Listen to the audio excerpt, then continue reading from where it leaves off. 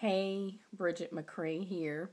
Let me just say that I've tried to video maybe 3 or 4 times and our children keep coming and interrupting. Anyway, today I just wanted to talk with single ladies and just ask, have you ever thought, when in the world is Mr. Right going to come along? It seems like it is just taking forever. Or do you have quote-unquote friends who tell you, girl, there is no good man left on the planet? Well, obviously that's not true. So I just wanted to encourage you today and share some of what I did in meeting my husband and marrying my husband, in hopes that it will encourage you today. Hopefully there'll be something in what I say that you find helpful. So in a nutshell, I was married before in the 90s, and not for very long, just for about a year. Not doing it God's way, did not have a personal relationship with the Lord, and it ended in divorce, as I said. So after becoming a born-again Christian, I knew I had to do relationships His way, because all the years and years that I tried it my way did not work. So what I did was made a list of just different things I could think of that I personally wanted in a man. Generosity, someone who's funny, someone who's caring, the list goes on and on. I really didn't know much scripture at the time, so I couldn't really, put scripture with it or whatever. But I did make that list and write it down, and I did pray over it. And unbeknownst to me at the time, and we had not met at this point, but my husband had made a list that he wanted of things that he wanted in a wife, and he put scripture verses with it. And he also made a list saying, if I'm going to have this kind of a wife, then I need to be this kind of husband, and put scripture verses with that. So anyway, the long story short, when I met him, he fit everything on the list, and I prayed and cried. At the time, I had a dog, and she would just put her little head on my lap and almost to say, Mommy, it's going to be okay, because I was lonely. I wanted to be with someone, and I just did not have a good track record in relationships, again, as I mentioned earlier, as I was doing it my way. So I met my husband, I say by accident, but certainly it was not by accident. I believe it was God's plan. I met him at church in the hallway, and it was very unofficial.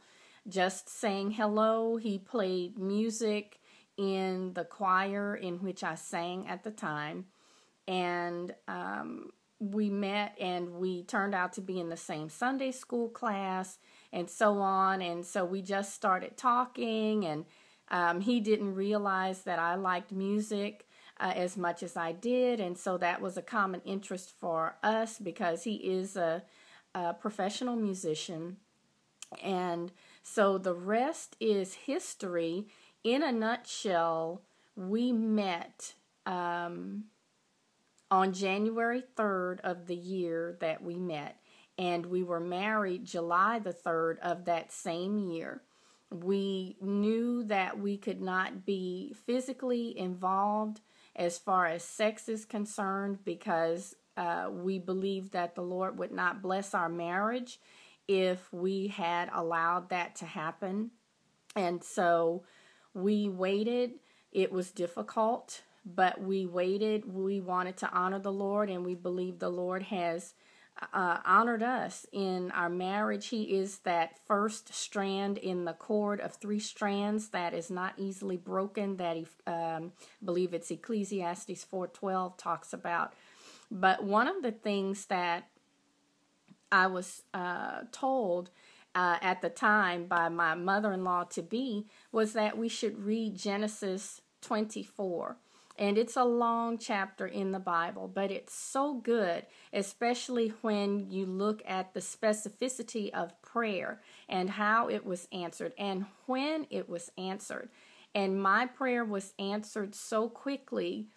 I think I mentioned earlier 3 months, and what a blessing. And we are coming up on several years of being married and still smiling, both of us. And it's not to say that it's always a bed of roses, but when you are trusting the Lord at the core of your relationship, His Spirit within us allows us to be able to work through difficulties and to be able to humble ourselves when either one of us is wrong, and just simply apologize and ask forgiveness. And, we want to set a good relationship example for our children, especially because divorce runs on both sides of our family.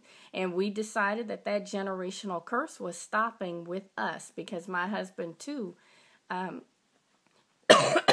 excuse me, had been married previously. So anyway, pardon me.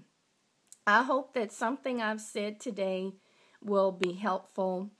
I just suggest Genesis 24 again with specificity in prayer. I believe it's 2 Corinthians 11:14, where it talks about Satan masquerades himself as an angel of light. So we don't want deception from the enemy. If you just say, I want a man, or I want a tall man, or whatever, and that's as detailed as you can get, the enemy can certainly duplicate that, no problem. But when you pray specifically, your heart is bent toward the Lord, and you're honoring Him, submitting yourself to Him, He will grant you the desires of your heart. So anyway, again, I hope this was a blessing. May the Lord bless you. Again, this is Bridget McCray. And remember, with God, all things are possible. Recuerde, con Dios, todas las cosas son posibles. Okay? Until the next time, hasta la próxima vez. Adiós.